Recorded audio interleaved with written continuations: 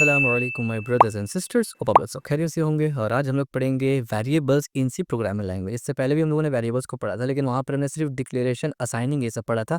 फिर हमने format specifier पढ़ा था, क्योंकि हमने देखा कि वेरिएबल को प्रिंट करवाने के लिए उसका बहुत ज़्यादा ज़रूरत है। और आज हम लोग वेरिएबल के वैल्यूज़ के साथ बहुत सारी चीज़ें देखेंगे। तो अगर प्रीवियस वीडियो आपने नहीं देखा है तो इस वीडियो के डिस्क्रिप्शन में आपको दो प्लेलिस्ट का लिंक मिलेगा। एक आपको मिलेगा सी अल्टीमेट सीरीज, जिसमें हमने थियोरेटिकल एस्पेक्ट पूरा सी का कवर किया है, जिसमें आप सी में मास्टर हो जाएंगे। और अगर आप सी में मास्टर करना चाहते हैं, वो सीरीज आपको पहले देखना चाहिए, फिर हैंड्स ऑन प्रैक्टिस के लिए इस सीरीज को देखना चाहिए। और इसका भी कंप्लीट प्लेलिस्ट का लिंक आपको इस वीडियो के डिस्क्रिप्शन में मिल जाएगा। तो दोनों प्लेलिस्ट को जाइए चेकआउट करिए। और इस वीडियो को शुरू करने से पहले मैं आपको ये याद दिला देना चाहता हूँ कि अगर अब तक आपने इस चैनल को सब्सक्राइब नहीं किया है तो सब्सक्राइब कर दीजिए। वीडियो को लाइक नहीं किया तो लाइक कर लीजिए और वीडियो को शेयर भी कर देना, ताकि शुरू करते before wasting any time. C variable values, इससे पहले का वीडियो आपने देखा है यार, ये वेरिएबल और फॉर्मेट स्पेसिफायर। तो मैं ये मान के चल रहा हूँ कि आपने प्रीवियस वीडियोस देखा है, तो आपके लिए ये समझना इजी हो जाएगा। ठीक है, understanding how to change, copy and manipulate variables value in C. अब देखिए, इससे पहले हम लोगों ने वेरिएबल को प्रिंट करवाना सीख लिया फॉर्मेट स्पेसिफायर की मदद से, और वेरिएबल असाइन, डिक्लेयर कैसे करके होते हैं ये भी हमने देख लिया। अब हम लोग वेरिएबल को असाइन करके प्रिंट तो करवा सकते हैं, लेकिन आज हम लोग पढ़ेंगे कॉपी करना, बदलना, वेरिएबल को मैनिपुलेट करना, क्योंकि जाहिर सी बात है रियल वर्ल्ड में आपको ये करना पड़ेगा। चेंज वेरिएबल वैल्यू, वेरिएबल का वैल्यू कैसे चेंज करते हैं? If you assign a new value to an existing variable, it will override the previous value. क्या मतलब? यानी एक वेरिएबल है सेम नाम से, आपको पता है माई नम, एक वेरिएबल बनाया हमने, उसमें 15 लिखा, और सेम वेरिएबल में दोबारा से मैं 10 रखूंगा तो 15 ओवरराइड हो जाएगा। ओवरराइड का मतलब क्या होगा कि 15 उड़ जाएगा, डिलीट हो जाएगा, और उसका जगह ले लेगा 10, यानी दोनों वैल्यू नहीं रहेगा, एक गायब हो जाएगा। इसी को हम लोग बोलते हैं ओवरराइड। ठीक है, इनिशियल वैल्यू क्या था? 15 था, और न्यू वैल्यू क्या था? 10 था। ठीक है, असाइनिंग वैल्यू बिटवीन वेरिएबल। अब वेरिएबल के दरमियान जब आप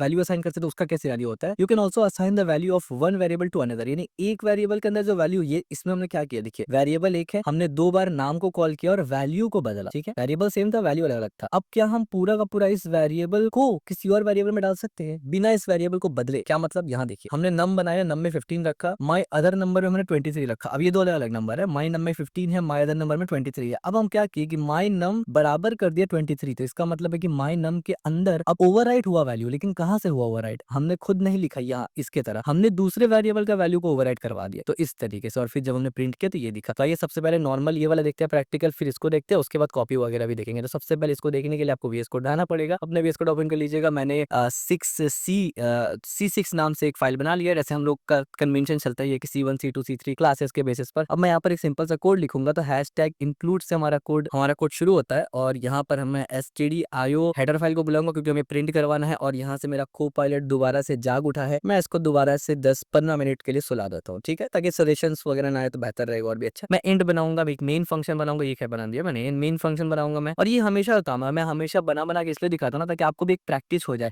क्योंकि ये हैंड्स ऑन प्रैक्टिस का सीरीज है। तो सी को जितना से जितना आपको लिखने का कोशिश करना है, भले आपको ये आता है फिर भी आप लिखिए, ताकि आपका टाइपिंग स्पीड बढ़े। ठीक है, अच्छा, अब ये बेसिकली बॉयलर प्लेट इसको बोलते हैं ना, एक ढांचा जो हमेशा इस्तेमाल होता है, तो ये हमेशा इस्तेमाल होगा, साथ साथ रिटर्न भी हमेशा इस्तेमाल होता है। अभी तक हम लोग उस मोड पे नहीं आए हैं कि जब हम लोग रिटर्न को डिस्कस करें कि रिटर्न कैसे क्या काम करता है, तो भी इसको एज इट इज रख देंगे। ठीक है, हाँ, अब इसके अंदर हम लोग अपना काम करना शुरू करेंगे। तो सबसे पहले मैं हमेशा ये करता हूँ, एक बार और कर लेता हूँ, जस्ट कुछ भी प्रिंट करा के एक बार देख लेते हैं। ठीक है, मैंने एक इंट नाम का वेरिएबल बनाया और मैंने लिखा माई नम, और यहाँ पर मैंने डाल दिया लेट से 10 वैल्यू। ठीक है, और इसके बाद मैंने क्या किया, इसको लाइन ब्रेक करके मैं जानबूझ के कर रहा हूँ। इसके बाद मैंने यहाँ पर बोला फॉर्मेट स्पेसिफायर में डायरेक्ट दे देता हूँ। ठीक है, आपको पता है फॉर्मेट स्पेसिफायर क्या रहेगा इंट के लिए? डी रहेगा। ठीक है, और फिर यहाँ पर मैं माई नम दे देता हूँ। ठीक है, और यहाँ पर एक सेमीकोलन दे देता हूँ। एक बार जस्ट चेक करने के लिए, अगर सब कुछ बढ़िया है तो ये कंपाइल और एग्जीक्यूट हो जाएगा। तो कंपाइल करने के लिए आपको पता है क्या होता है, जीसीसी लिखना पड़ता है और अपना फाइल का नाम देना पड़ता है, यानी ये वाला और ये वाला, यानी 6 ये वाला देना पड़ता है। और हमेशा आपको पता है मैं नाम बदल देता हूँ, तो हाइफन ओ, मैंने स्टार्टिंग के कुछ वीडियो में गलती से 0 बोल दिया था, लिखा होता है बट ओ। ठीक है, आप समझते हैं इस बात को। और फाइल का नाम तो मैं 6C ही रखूंगा। तो आप देखेंगे, अगर तो मैं इसका नाम न्यू सी रख देता हूँ। ठीक है,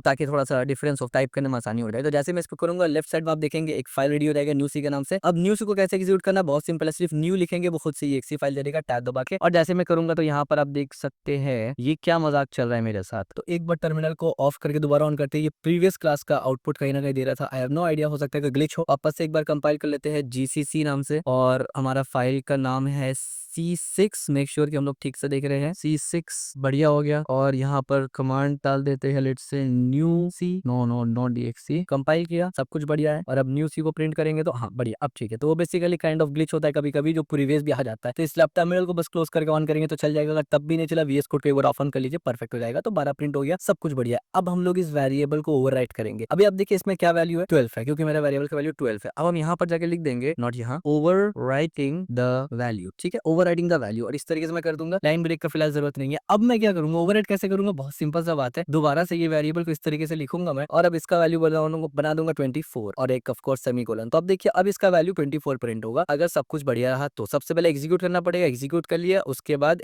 नॉट एग्जीक्यूट कंपाइल करना पड़ेगा, देन एग्जीक्यूट किया, देख सकते हो ओवर राइटिंग द वैल्यू 24। इतना ही सिंपल था। अच्छा दूसरा एग्जांपल भी हमने यहाँ पर देखा था ना, हमने यहाँ पर ये एग्जांपल तो सिंपल था, हमने देखा था कि एक वेरिएबल से दूसरे वेरिएबल में वैल्यू को कैसे हम लोग ओवरराइट करते हैं वो भी देख लेते हैं। इसको मैं कमेंट करता हूँ। कमेंट करने के लिए अगेन मैं क्या करूंगा, कंट्रोल और फॉरवर्ड स्लैश दबाऊंगा, दैट्स इट, काम हो गया। ठीक है, ये मैंने आपको शॉर्टकट बताया हुआ है। अब मैं एक और वेरिएबल बनाता हूँ, लेट्स से मैं बोलता हूँ इन num2, ठीक हो गया, num2 बनाता हूँ और इसके अंदर लेट्स से मैं डालता हूँ 120, थोड़ा बड़ा नंबर डालते हैं। और सबसे पहले मैं क्या करूंगा, अब दोबारा से मैं num2 वगैरह को प्रिंट नहीं करवा रहा, आपको ऑलरेडी मालूम है कैसे क्या होता है, राइट। अब मैं डायरेक्टली क्या करने वाला हूँ ना, मैं इसको ओवरराइट करने वाला। तो अब मैं क्या करूंगा, मैं बोलूंगा कि भाई num2 का वैल्यू को num1 में डालो। तो जाहिर सी बात है असाइनमेंट के राइट हैंड साइड वाला वैल्यू लेफ्ट में जाता है। तो ये मैं जानबूझ के ऐसे लिख रहा हूँ ताकि आपको अंडरस्टैंडिंग हो। मैं डायरेक्ट num और सीधा लिख सकता था, यानी my num और num2, बट मैंने जानबूझ के इस तरीके से लिखा, ठीक है। और ये एक एक्सप्रेशन है तो मुझे सेमीकोलन लगा के इसको इस तरीके से बंद भी करना पड़ेगा। तो खत्म हो गया, दैट्स इट। अब मैं यहाँ पर आपको दिखाता हूँ num2 को प्रिंट करके कि num2 का वैल्यू क्या है। तो सबसे पहले मैं यहाँ पर num2 का वैल्यू को प्रिंट कर देता हूँ ताकि आपको डिफरेंस समझ में आ रहा है। तो मैं यहाँ पर क्या बोलता हूँ, दिस इज num2 और यहाँ पर फॉर्मेट स्पेसिफायर दूंगा मैं, दैट्स इट। और यहाँ पर num2 वेरिएबल को दूंगा, तो num2 प्रिंट हो गया। हाँ एक और चीज इंपॉर्टेंट दिखाना है मुझे आपको, खैर वो थोड़ी देर बाद दिखाऊंगा तो आपको ज्यादा अच्छा समझ में आएगा। फिलहाल देखिए हम लोग ओवरराइड दिख रहे हैं ना, तो देखिए ओवरराइड में क्या होना चाहिए, अब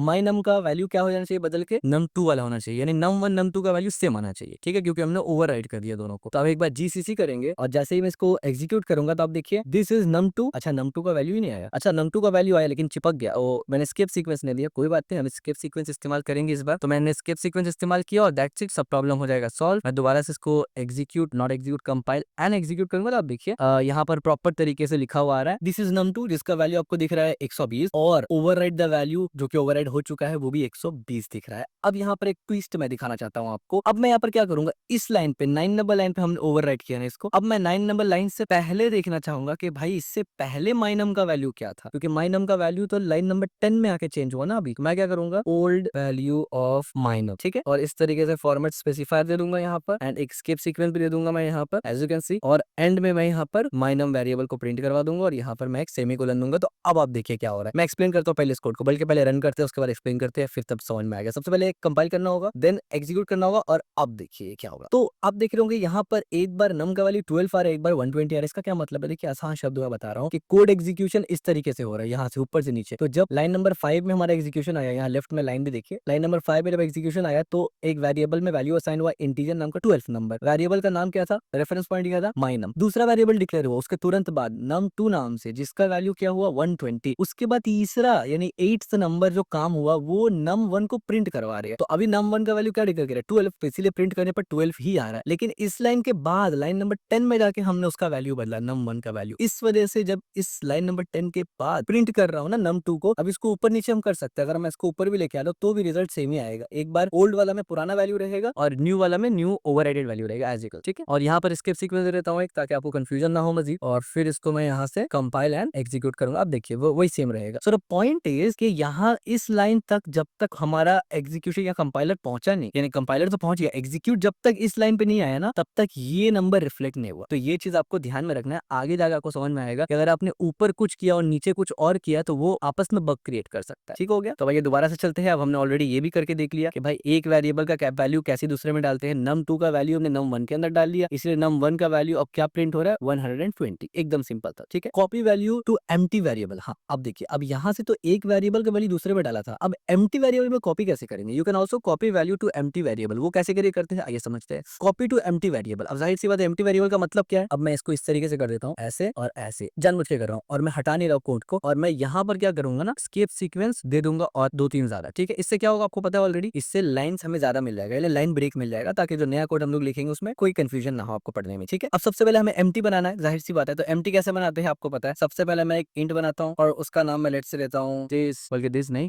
empty1, इसका मैंने empty1 दिया एंड इसको हम असाइन नहीं करेंगे, इसको हम सिर्फ, तो यहाँ हमने क्या किया, यहाँ हमने सिंपल सा एक एम्प्टी वेरिएबल डिक्लेयर कर लिया, ठीक है। ये एक एम्प्टी वेरिएबल आपको पता है। Then copying to empty variable, this example is shown how to copy a value from initialized variable to an uninitialized one, यानी यहाँ पर एक वेरिएबल ऑलरेडी नम बना है, हमारे पास भी है, यहाँ एक नया वेरिएबल डिक्लेयर किया गया, हमने अभी डिक्लेयर किया, और अब सिंपल सा वैल्यू डाल देंगे इसके अंदर। यानी अब मैं क्या करता हूँ, num2 का वैल्यू किसमें डालता हूँ, ठीक है। num2 का वैल्यू ऑलरेडी 120 है और इसको ओवरराइड अभी तक नहीं किया गया, राइट। तो अब मैं क्या करता हूँ, अब मैं क्या करूंगा, अब अगेन देखिए वही एनालॉजी है कि num2 का वैल्यू को num यानी एम्प्टी वन में डालना है, तो पहले जिसमें डालना है उस वेरिएबल का नाम लिखिए, उसके बाद num2 को असाइन कर दीजिए। दैट्स इट, असाइन हो गया और दैट्स इट, काम हो गया। अब अगर आप एम्प्टी को देखेंगे तो आपको दिखेगा एम्प्टी के अंदर num2 का वैल्यू आ जाएगा। ठीक है, तो मैं इस पे कुछ लगाता नहीं हूँ, सिर्फ फॉर्मेट स्पेसिफायर लगा के अभी प्रिंट करवा के दिखा देता हूँ मैं आपको यहाँ पर, और empty1। ठीक है, और एक सेमीकोलन एंड में देना मत भूलना। जैसे ही मैं इसको सेव करूंगा और CLS से मैं इसको क्लीन करके कंपाइल करता हूँ एंड देन एग्जीक्यूट करूंगा, आप देख सकते हैं एंड में 120 आ गया। और ये जो बीच में गैप आया है ये एन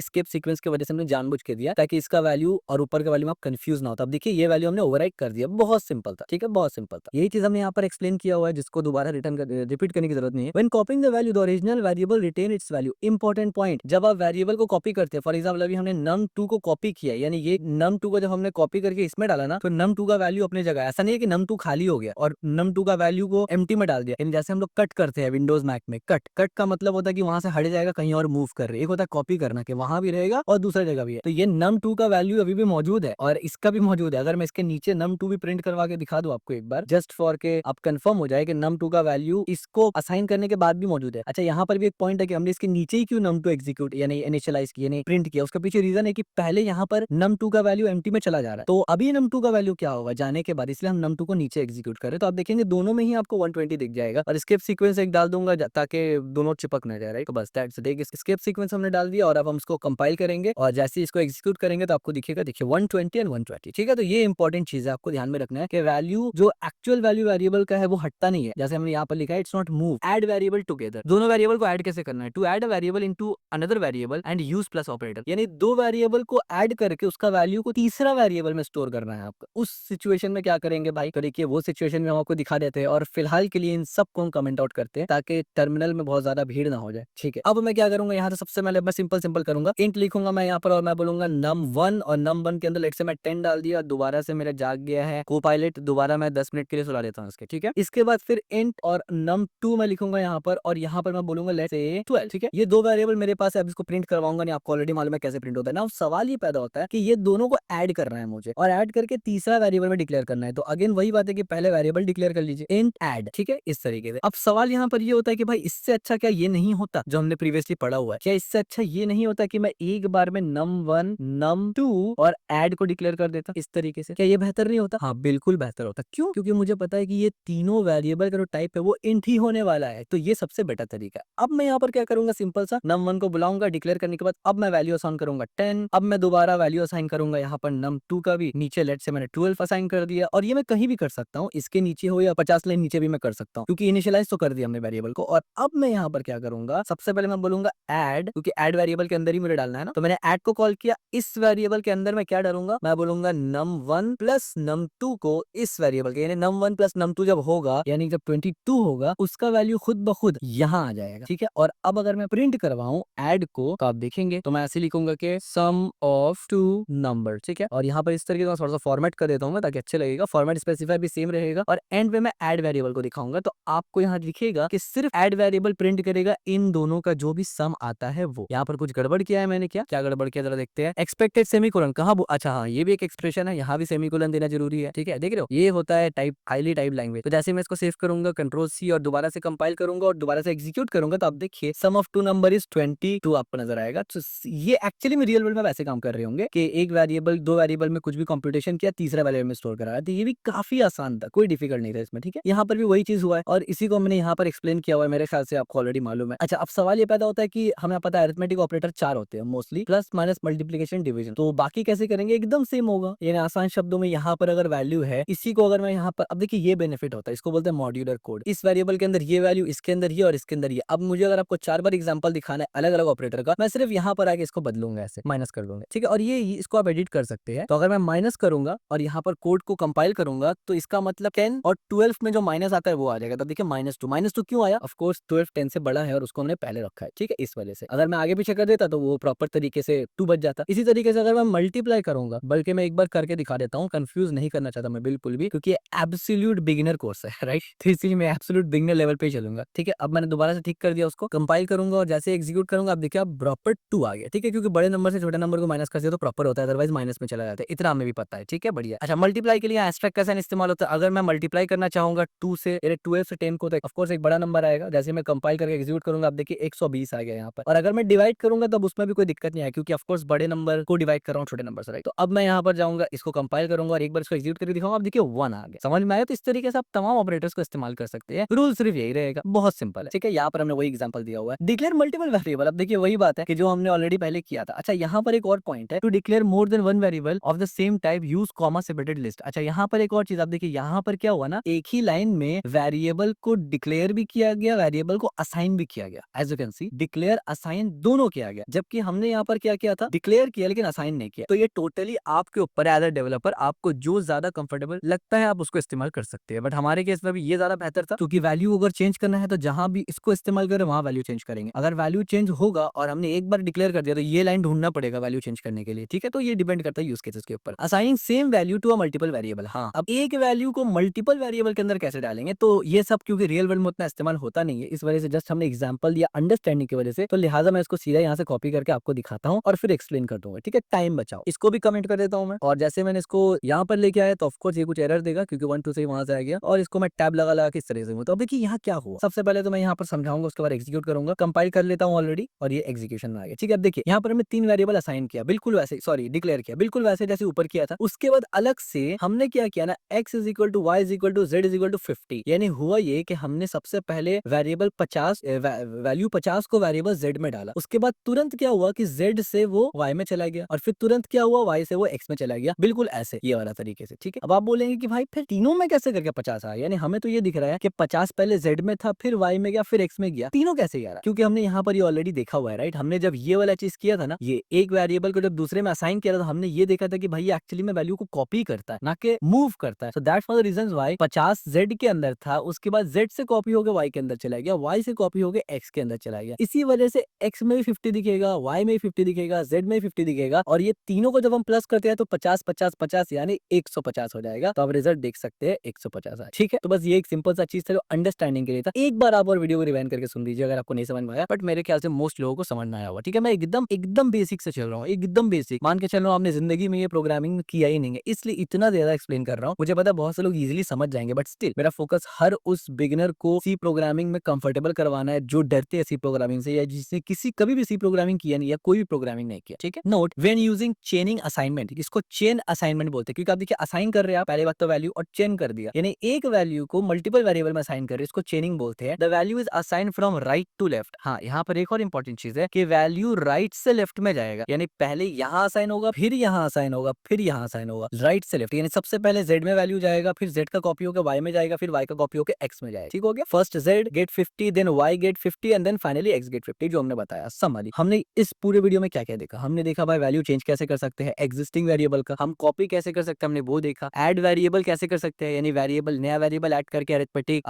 जो ऑपरेटर से इस्तेमाल करके, यानी प्लस माइनस मल्टीप्लिकेशन डिवीजन कैसे कर सकते हैं, उसको प्रिंट कैसे कर सकते हैं, इंक्लूडिंग फॉर्मेट स्पेसिफायर वगैरह, क्योंकि प्रीवियस वीडियो में हमने वो सब पढ़ा हुआ है। और मल्टीपल वेरिएबल डिक्लेरेशन कैसे कर सकते हैं एक बार में, इस पर हमने देखा मल्टीपल वेरिएबल डिक्लेयर भी कर सकते हैं, मल्टीपल वेरिएबल असाइन भी कर सकते हैं, और सेम वैल्यू को मल्टीपल वेरिएबल में डाल भी सकते हैं, जिसको हमने यहाँ पर लिखा है कि चेनिंग, ठीक है। असाइनिंग यानी वैल्यू असाइन करने को चेन करना, क्योंकि ऑफकोर्स वैल्यू जब डालते हैं वेरिएबल में तो उसको असाइन करना बोलते हैं, उसको चेन करना। की पॉइंट्स टू रिमेंबर, आपको इंपॉर्टेंट चीज याद रखना इस वीडियो से जो हमने पढ़ा है, overriding value, assigning a new value to an existing variable override the previous value, यानी एक वेरिएबल में अगर एक वैल्यू है और आप नया वेरिएबल का वैल्यू उसके अंदर डालते हैं ना, कोई नया कोई भी वैल्यू डालते हैं उसके अंदर, वो ओवरराइड कर देगा उसको, यानी पहले वाला वैल्यू खत्म हो जाएगा, आप उसको दोबारा ले नहीं सकते। कॉपिंग new value, you can copy value between variables creating duplicate of the data, यानी आप वेरिएबल एक वेरिएबल को दूसरे में असाइन करते हैं तो पहला वाला बदलता नहीं है, वो कॉपी हो जाता है, तो ये डुप्लीकेट डेटा हो जाता है, ठीक है। कभी कभी जरूरत पड़ता है आपको तब ऐसा इस्तेमाल कर सकते हैं। इसके बाद अरिथमेटिक ऑपरेटर्स पढ़ा, प्लस माइनस मल्टीप्लिकेशन डिवीजन से हम लोग कैसे कैलकुलेशन परफॉर्म कर सकते हैं, और इनको वेरिएबल में डाल के कैलकुलेशन कैसे परफॉर्म कर सकते हैं, और प्रिंट कैसे करवा सकते हैं एक अलग वेरिएबल में डाल के, यानी दो वेरिएबल के दरमियान plus minus multiplication division perform किया और उसको अलग वेरिएबल में, जो रिजल्ट था उसको अलग वेरिएबल में डाला और उसको प्रिंट करके देखा। मल्टीपल डिक्लेरेशन, इसके बाद हमने देखा use comma separated list to declare multiple variables of the same type, यानी मल्टीपल वेरिएबल आपको अगर डालना है, यानी मल्टीपल वेरिएबल से मुराद है कि असाइन भी करना है, डिक्लेयर भी करना है, दोनों मल्टीपल टाइम करना है, यानी मल्टीपल एक साथ करना है एक लाइन में, तो आप उसको कॉमा सेपरेटेड कर सकते हैं, जिसका एग्जांपल हमने ऊपर देख लिया, ठीक है। So that's it for today's video. As you can see हमने यहाँ पर पूरा डिटेल से डिस्कस किया। अगर आपको कोड वगैरह मेरे ख्याल से इतना ईजी है तो कोड का जरूरत तो पड़ेगा नहीं, अगर आपको कोड चाहिए होगा तो बताइएगा, मैं इसको गिटहब पे पुश कर दूंगा, सिंपल सी बात। लेकिन मैं ये मान के चलूंगा कि आप कोड मत मांगना, क्योंकि ये प्रैक्टिस सीरीज है, आपको जितना हो सके प्रैक्टिस करना है, तभी जाके आपको सी आएगा। क्योंकि अंडरस्टैंडिंग के लिए भाई दूसरा प्लेलिस्ट तो है ही आपके पास, वहां पर से आपको अंडरस्टैंडिंग हो जाएगा जब, तो यहाँ कोड लिखना आपके लिए डिफिकल्ट नहीं हो, क्योंकि आपको पूरा पता होगा किस कोड से क्या करता है, बस आपको लिखना होगा, ठीक है। So that's it for today's video. अगर आपको वीडियो पसंद आए तो इस वीडियो को लाइक जरूर करना, चैनल को सब्सक्राइब जरूर करना और इस वीडियो को शेयर भी कर देना।